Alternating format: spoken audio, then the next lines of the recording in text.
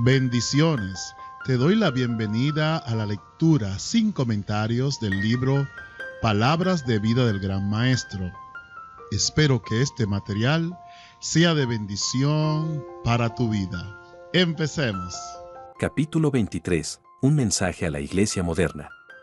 Este capítulo está basado en Mateo 21, 33-44. La parábola de los dos hijos fue seguida por la parábola de la viña. En la primera, Cristo había presentado delante de los maestros judíos la importancia de la obediencia. En la otra, señaló las ricas bendiciones conferidas a Israel, y por medio de estas mostró el derecho que Dios tenía a su obediencia.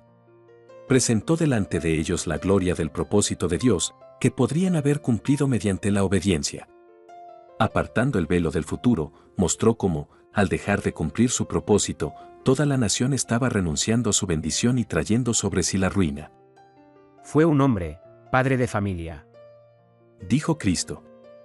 el cual plantó una viña, y la cercó de vallado, y cavó en ella un lagar, y edificó una torre, y la dio a renta a labradores, y se partió lejos. La nación judía. El profeta Isaías describe esta viña. Ahora cantaré por mi amado el cantar de mi amado a su viña. Tenía mi amado una viña en un recuesto, lugar fértil. Habíala cercado, y despedregádola y plantádola de vides escogidas, había edificado en medio de ella una torre, y también asentado un lagar en ella, y esperaba que llevase uvas. El labrador escoge una parcela de terreno en el desierto, la cerca, la limpia, la trabaja, la planta con vides escogidas, esperando una rica cosecha. Espera que este terreno, en su superioridad con respecto al desierto inculto, le honre mostrando los resultados de su cuidado y los afanes con que lo cultivó. Así Dios había escogido a un pueblo de entre el mundo para que fuera preparado y educado por Cristo. El profeta dice: La viña de Jehová de los ejércitos es la casa de Israel, y los hombres de Judá planta suya deleitosa. Sobre ese pueblo Dios había prodigado grandes privilegios, bendiciéndolo ricamente con su abundante bondad. Esperaba que lo honraran llevando fruto. Habían de revelar los principios de su reino. En medio de un mundo caído e impío habían de representar el carácter de Dios. Al igual que la viña del Señor, habían de producir un fruto completamente diferente del de las naciones paganas. Esos pueblos idólatras se habían entregado a la iniquidad. Sin ninguna restricción se ejercían la violencia, el crimen, la gula, la opresión y las prácticas más corruptas. La iniquidad, la degradación y la miseria eran el fruto del árbol corrupto. Muy diferente había de ser el fruto dado por la viña plantada por Dios. El privilegio de la nación judía era el de representar el carácter de Dios tal como había sido revelado a Moisés. En respuesta a la oración de Moisés, Ruégote que me muestres tu gloria. el Señor le prometió. Yo haré pasar todo mi bien delante de tu rostro.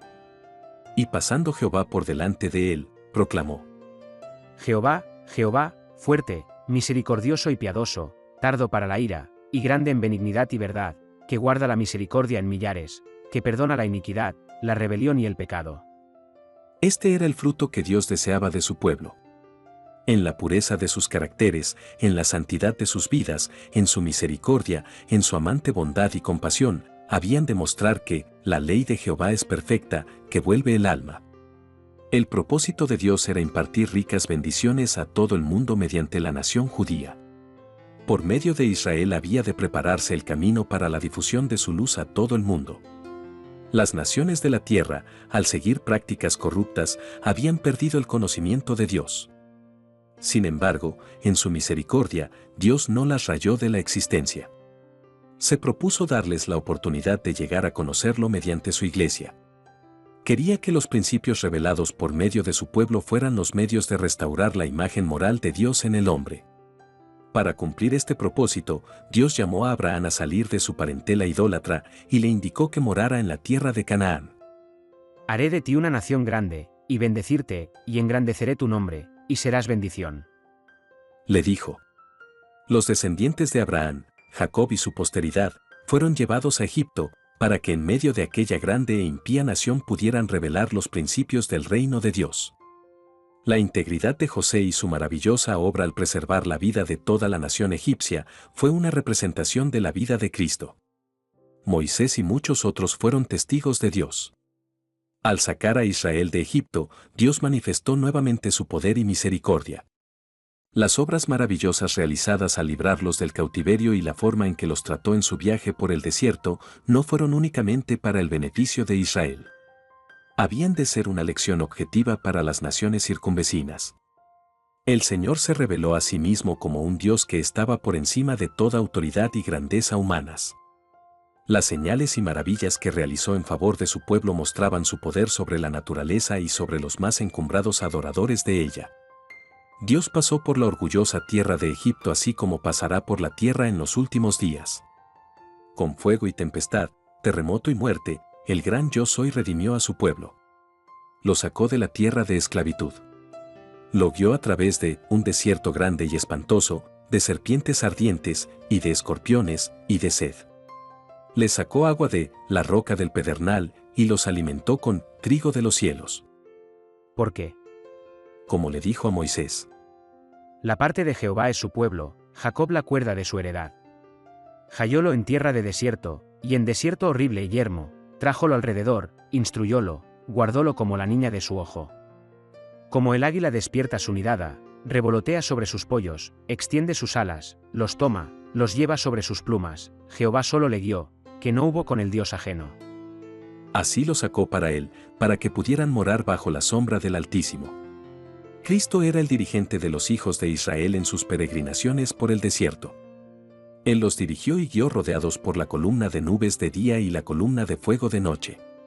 Los preservó de los peligros del desierto, los llevó a la tierra prometida y a la vista de todas las naciones que no reconocían a Dios, estableció a Israel como su posesión escogida, la viña del Señor. A este pueblo le fueron confiados los oráculos de Dios. Se lo rodeó con el vallado de los preceptos de su ley, los principios eternos de verdad, justicia y pureza. La obediencia a esos principios había de ser su protección, pues lo salvaría de la destrucción propia por las prácticas pecaminosas. Y, como la torre en la viña, Dios colocó en medio de la tierra su santo templo. Cristo era su instructor. Así como había estado con ellos en el desierto, había de continuar siendo su maestro y guía. En el tabernáculo y en el templo su gloria moraba en la santa Shequina encima del propiciatorio. En favor de ellos, manifestó constantemente las riquezas de su amor y paciencia. Dios quería hacer de su pueblo Israel una alabanza y una gloria. Se dio a ellos toda ventaja espiritual. Dios no les negó nada favorable a la formación del carácter que había de hacerlos sus representantes. Su obediencia a la ley de Dios había de hacerlos maravillas de prosperidad delante de las naciones del mundo. El que podía darles sabiduría y habilidad en todo artificio, continuaría siendo su maestro, y los ennoblecería y elevaría mediante la obediencia a sus leyes. Si eran obedientes, habían de ser preservados de las enfermedades que afligían a otras naciones, y habían de ser bendecidos con vigor intelectual. La gloria de Dios, su majestad y poder, habían de revelarse en toda su prosperidad. Habían de ser un reino de sacerdotes y príncipes. Dios les proveyó toda clase de facilidades para que llegaran a ser la más grande nación de la tierra. En una forma muy definida, Cristo, mediante Moisés, les había presentado el propósito de Dios y había aclarado las condiciones de su prosperidad. Tú eres pueblo santo a Jehová tu Dios. Dijo él. Jehová tu Dios te ha escogido para serle un pueblo especial, más que todos los pueblos que están sobre la haz de toda la tierra. Conoce, pues, que Jehová tu Dios es Dios, Dios fiel, que guarda el pacto y la misericordia a los que le aman y guardan sus mandamientos, hasta las 1000 generaciones. Guarda por tanto los mandamientos, y estatutos, y derechos que yo te mando hoy que cumplas. Y será que, por haber oído estos derechos, y guardado y puéstolos por obra, Jehová tu Dios guardará contigo el pacto y la misericordia que juró a tus padres, y te amará, y te bendecirá, y te multiplicará, y bendecirá el fruto de tu vientre, y el fruto de tu tierra, y tu grano, y tu mosto, y tu aceite, la cría de tus vacas, y los rebaños de tus ovejas, en la tierra que juró a tus padres que te daría. Bendito serás más que todos los pueblos. Y quitará Jehová de ti toda enfermedad, y todas las malas plagas de Egipto, que tú sabes, no las pondrá sobre ti. Si ellos guardaban sus mandamientos, Dios prometía darles el mejor trigo, y sacarles miel de la roca. Habría de satisfacerlos con una larga vida y mostrarles su salvación. Por su desobediencia a Dios, Adán y Eva habían perdido el Edén, y debido a su pecado toda la tierra quedó maldita. Pero si el pueblo de Dios seguía su instrucción, su tierra había de ser restaurada a la fertilidad y la belleza. Dios mismo les dio instrucciones en cuanto a la forma de cultivar el suelo, y ellos habían de cooperar con él en su restauración. De modo que toda la tierra, bajo el dominio de Dios, llegaría a ser una lección objetiva de verdad espiritual. Así como en obediencia a las leyes naturales de Dios, la tierra había de producir sus tesoros, así en obediencia a sus leyes morales el corazón de la gente había de reflejar los atributos del carácter de Dios. Aún los paganos reconocerían la superioridad de los que servían y adoraban al Dios viviente. Mirad, Dijo Moisés: yo os he enseñado estatutos y derechos, como Jehová mi Dios me mandó, para que hagáis así en medio de la tierra en la cual entráis para poseerla. Guardadlos, pues, y ponedlos por obra, porque esta es vuestra sabiduría y vuestra inteligencia en ojos de los pueblos, los cuales oirán todos estos estatutos, y dirán: ciertamente pueblo sabio y entendido, gente grande es esta. ¿Por qué? ¿Qué gente grande hay que tenga los dioses cercanos así, como lo está Jehová nuestro Dios en todo cuanto le pedimos? Y, ¿qué gente grande hay que tenga estatutos y derechos justos, como es toda esta ley que yo pongo hoy delante de vosotros? Los hijos de Israel habían de ocupar todo el territorio que Dios les había señalado. Habían de ser desposeídas las naciones que rechazaran el culto y el servicio al verdadero Dios. Pero el propósito de Dios era que por la revelación de su carácter mediante Israel, los hombres fueran atraídos a él. A todo el mundo se le dio la invitación del Evangelio.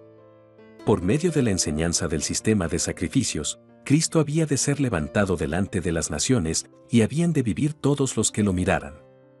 Todos los que, como Rahab la cananea y Ruth la moabita, se volvieran de la idolatría al culto del verdadero Dios, habían de unirse con el pueblo escogido.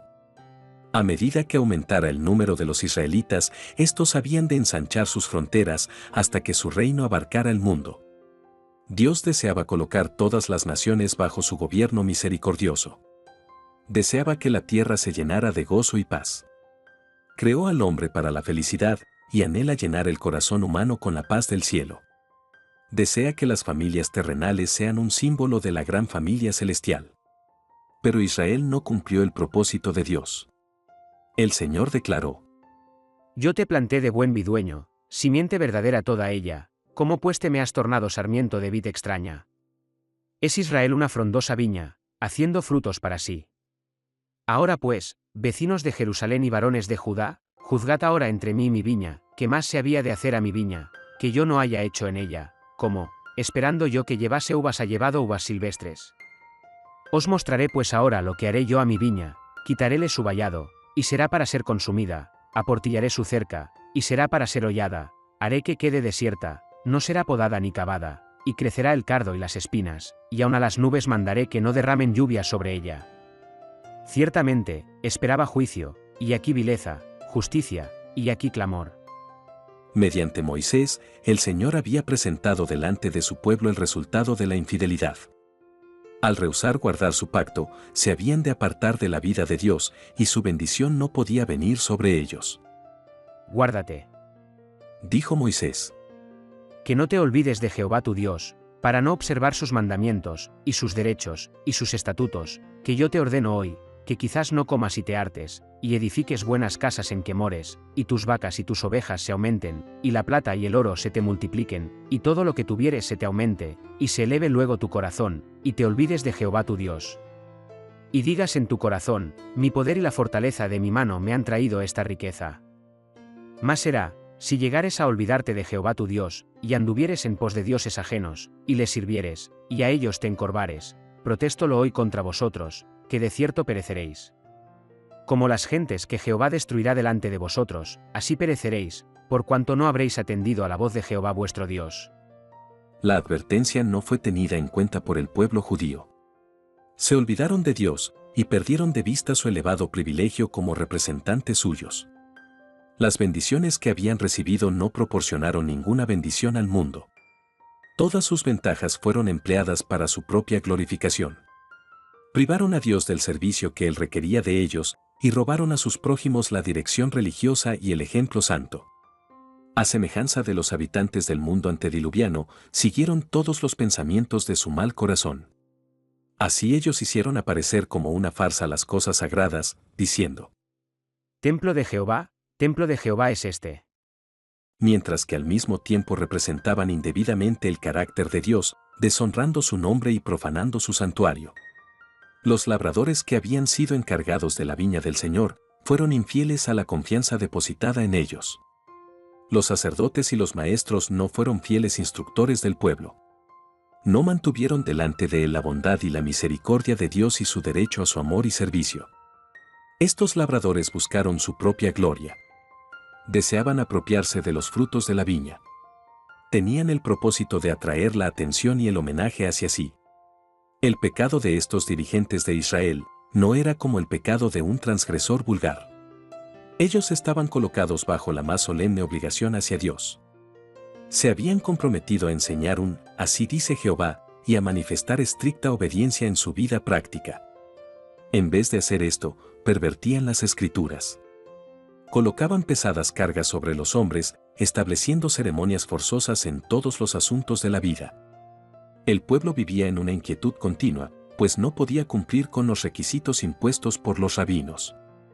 Cuando vieron la imposibilidad de guardar los mandamientos hechos por los hombres, se tornaron descuidados respecto a los mandamientos de Dios. El Señor le había enseñado a su pueblo que Él era el propietario de la viña y que todas sus posesiones les habían sido confiadas a fin de que fuesen usadas para Él. Pero los sacerdotes y los maestros no realizaban su sagrado oficio como si hubiesen estado manejando la propiedad de Dios. Le robaban sistemáticamente los medios y las facilidades confiados a ellos para el adelanto de su obra. Su avaricia y ambición hacían que fuesen despreciados aún por los paganos. Así se le dio ocasión al mundo gentil de interpretar mal el carácter de Dios y las leyes de su reino. Dios soportó a su pueblo con corazón paternal. Lo constriñó con misericordias dadas y misericordias retiradas. Pacientemente le presentó sus pecados, y con tolerancia esperó su reconocimiento.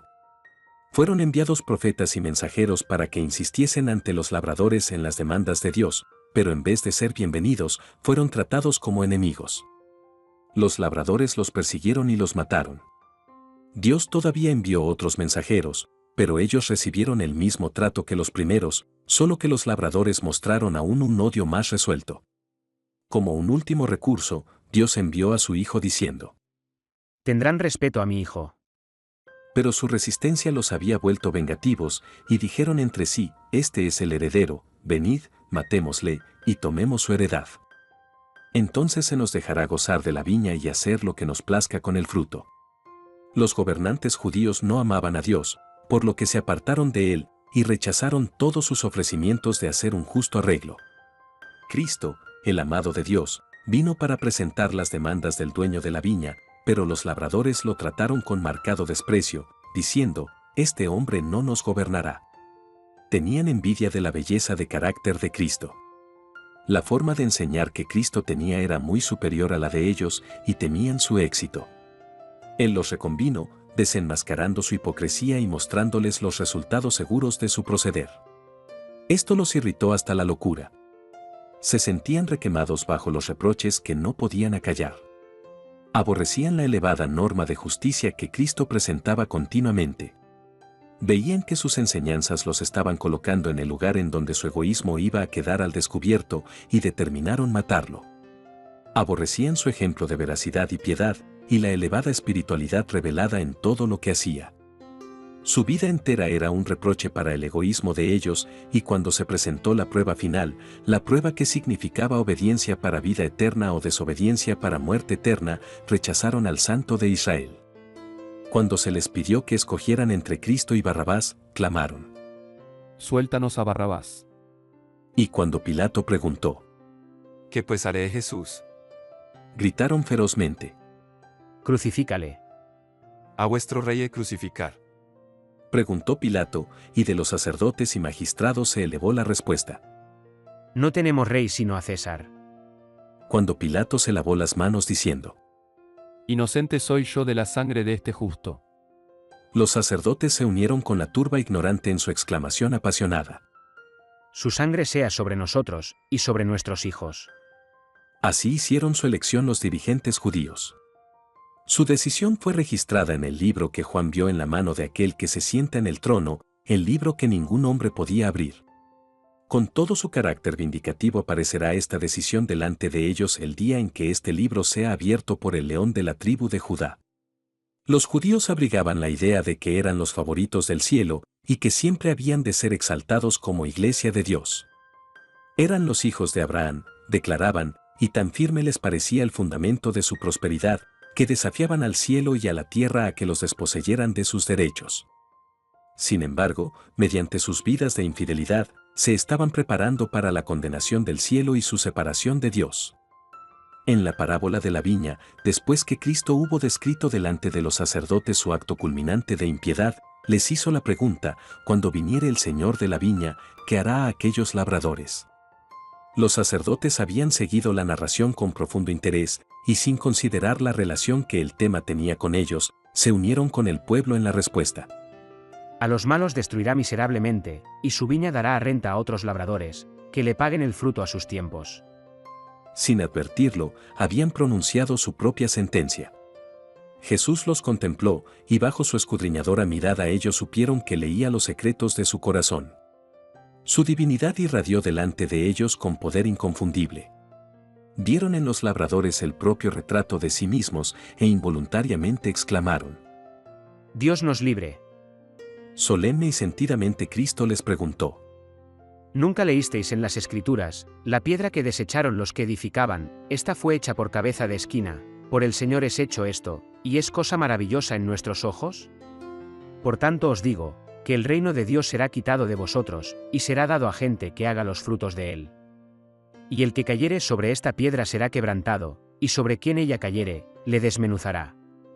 Cristo podría haber impedido la condenación de la nación judía si el pueblo lo hubiera recibido. Pero la envidia y los celos hicieron implacables a los hijos de Israel. Determinaron no recibir a Jesús de Nazaret como el Mesías. Rechazaron la luz del mundo, y de allí en adelante sus vidas estuvieron rodeadas de tinieblas, como las tinieblas de medianoche. La condena predicha cayó sobre la nación judía. Sus propias pasiones feroces e indómitas produjeron su ruina. En su ira ciega se destruyeron mutuamente. Su terco orgullo rebelde trajo sobre ellos la ira de sus conquistadores romanos. Jerusalén fue destruida, el templo dejado en ruinas y el terreno arado como un campo. Los hijos de Judá perecieron en las más horribles formas de muerte. Millones fueron vendidos para servir como esclavos en tierras paganas. Como pueblo, los judíos habían dejado de cumplir el propósito de Dios y la viña les fue quitada. Los privilegios de que habían abusado, la obra que habían menospreciado, fueron confiados a otros. La Iglesia de hoy día. La parábola de la viña se aplica no solo a la nación judía. Tiene una lección para nosotros. La Iglesia en esta generación ha sido dotada por Dios de grandes privilegios y bendiciones, y Él espera los resultados correspondientes. Hemos sido redimidos mediante un rescate costoso. Solo por la grandeza de este rescate podemos concebir sus resultados. En esta tierra, la tierra cuyo suelo ha sido humedecido por las lágrimas y la sangre del Hijo de Dios, se han de producir preciosos frutos del paraíso. En la vida de los hijos de Dios, las verdades de su palabra han de revelar su gloria y excelencia. Mediante su pueblo, Cristo ha de manifestar su carácter y los principios de su reino. Satanás trata de obstruir la obra de Dios, e insta constantemente a los hombres a aceptar sus principios. Presenta al pueblo escogido de Dios como agente engañada. Es un acusador de los hermanos, y su poder de acusar lo emplea contra los que obran justicia. El Señor desea, mediante su pueblo, contestar las acusaciones de Satanás mostrando los resultados de la obediencia a los principios rectos. Esos principios se han de manifestar en el cristiano individualmente, en la familia, en la iglesia y en cada institución establecida para el servicio de Dios. Todos estos han de ser símbolos de lo que se puede hacer para el mundo. Han de ser representaciones del poder salvador de las verdades del Evangelio. Todos son agentes en el cumplimiento del gran propósito de Dios para la especie humana. Los dirigentes judíos consideraban con orgullo su magnífico templo y los imponentes ritos de sus servicios religiosos, pero les faltaba la justicia, la misericordia y el amor de Dios.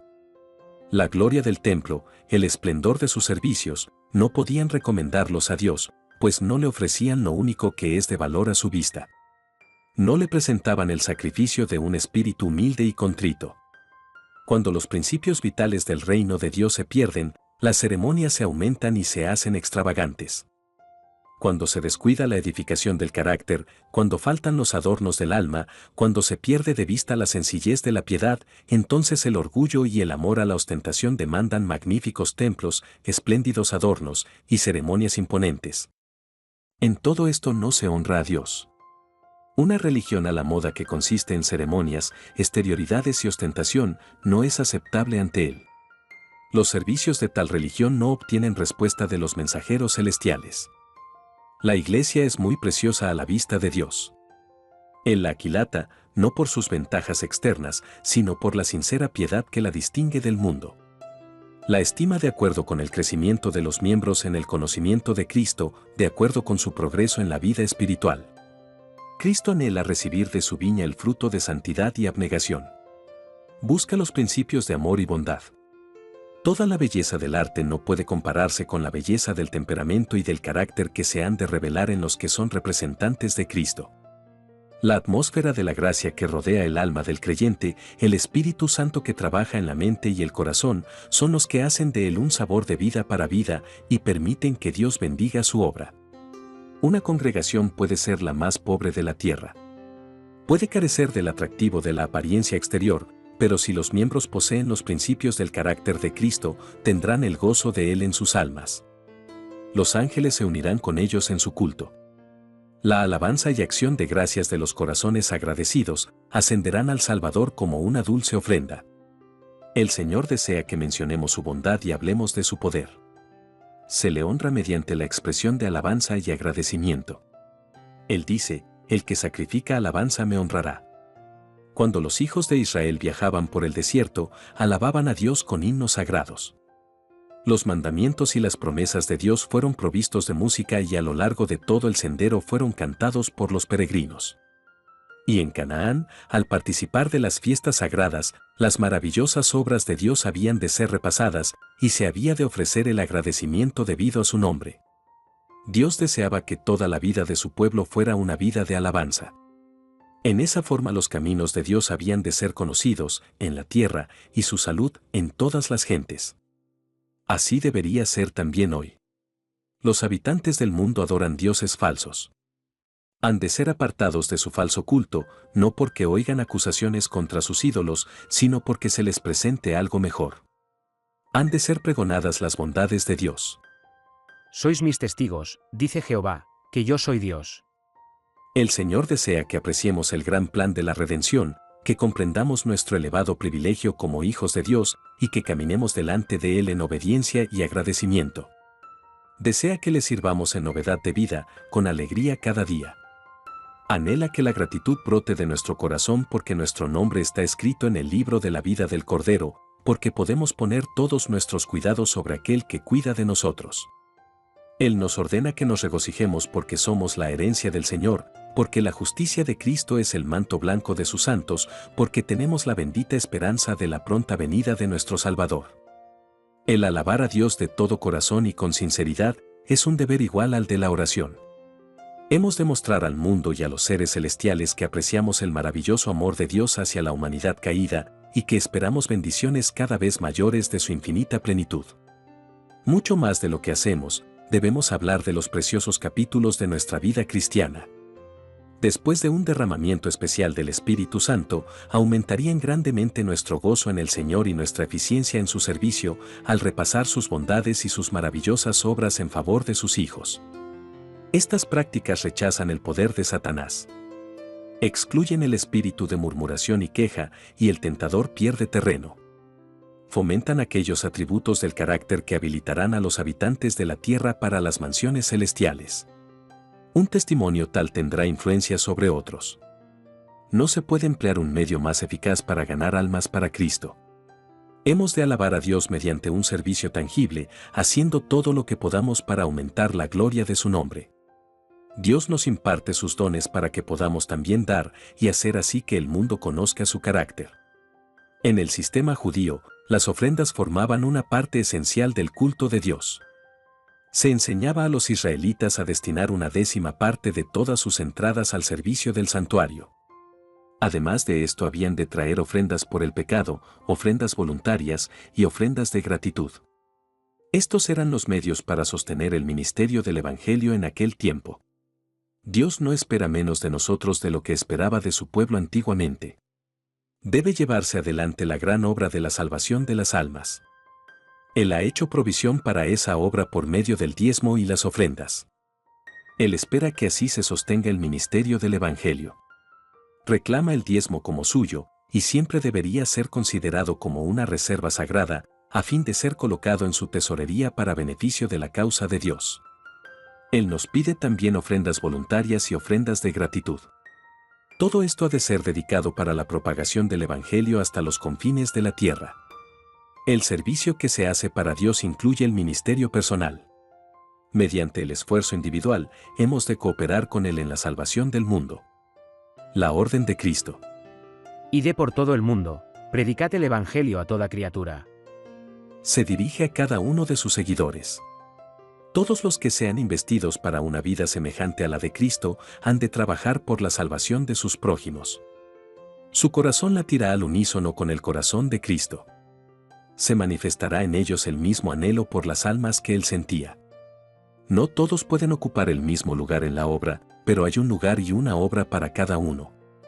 En la antigüedad, Abraham, Isaac, Jacob y Moisés, con su humildad y sabiduría, y Josué con sus diversos dones, fueron todos empleados en el servicio de Dios. La música de María, el valor y la piedad de Débora, el afecto filial de Ruth, la obediencia y fidelidad de Samuel, la firme fidelidad de Elías, la suavizadora y subyugadora influencia de Eliseo, todas estas cualidades se necesitaron. Así también ahora, todos aquellos a quienes Dios ha prodigado sus bendiciones, han de responder con un servicio verdadero, ha de emplearse cada don para el adelanto de su reino y la gloria de su nombre. Todos los que reciben a Cristo como un Salvador personal, han de manifestar la verdad del Evangelio y su poder salvador en la vida.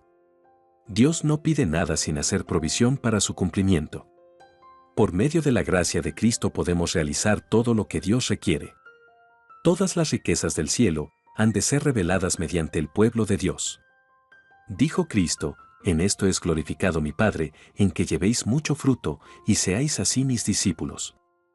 Dios reclama toda la tierra como su viña. Aunque ahora esté en manos del usurpador, pertenece a Dios. Es suya tanto por la redención como por la creación. Cristo hizo su sacrificio por el mundo.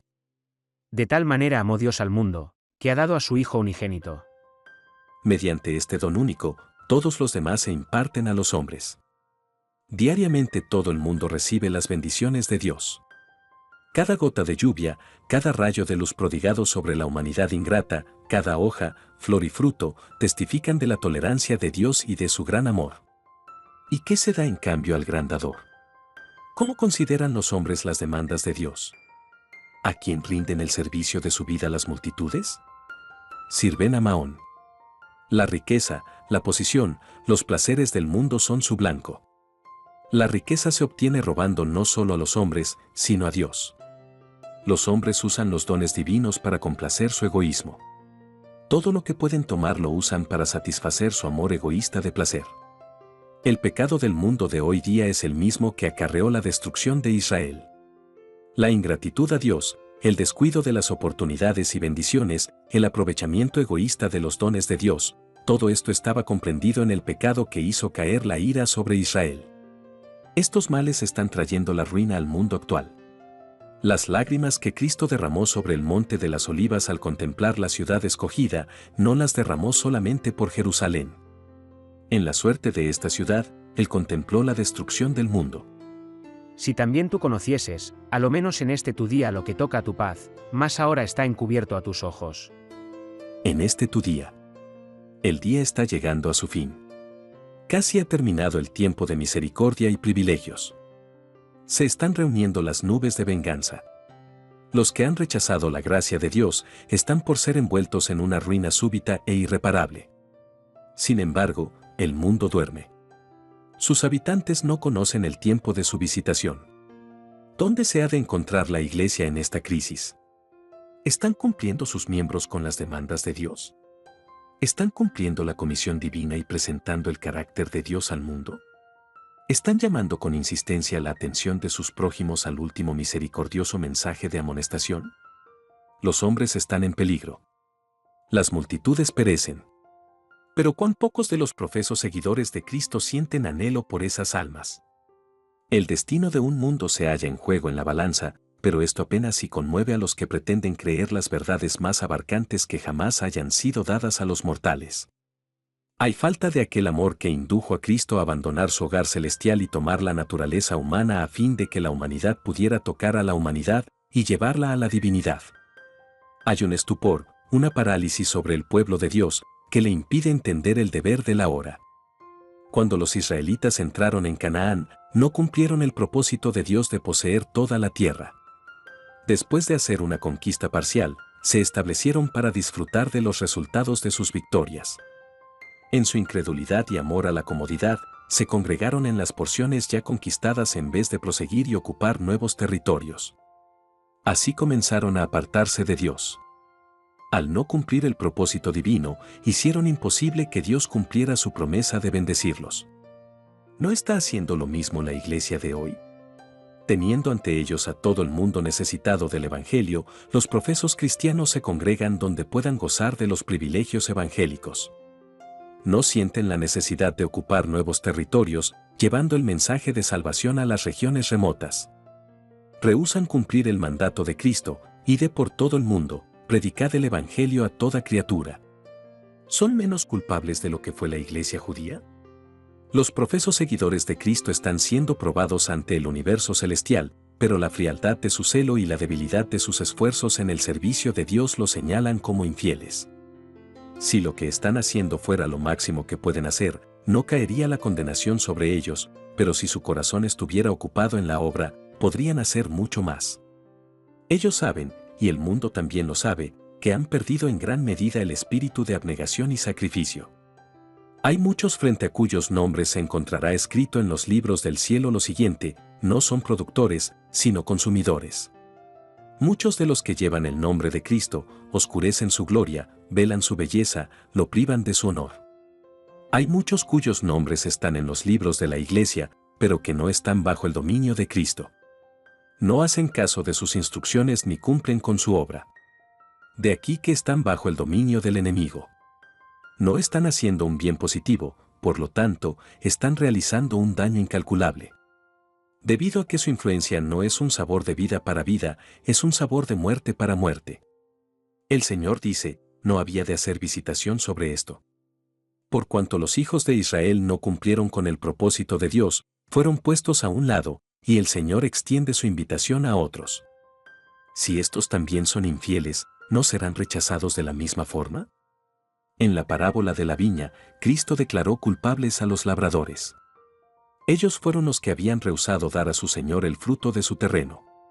Los sacerdotes y magistrados de la nación judía fueron los que, al descarriar al pueblo, le habían robado a Dios el servicio que él reclamaba. Fueron ellos los que apartaron de Cristo a la nación. La ley de Dios, exenta de tradiciones humanas, fue presentada por Cristo como la gran norma de obediencia.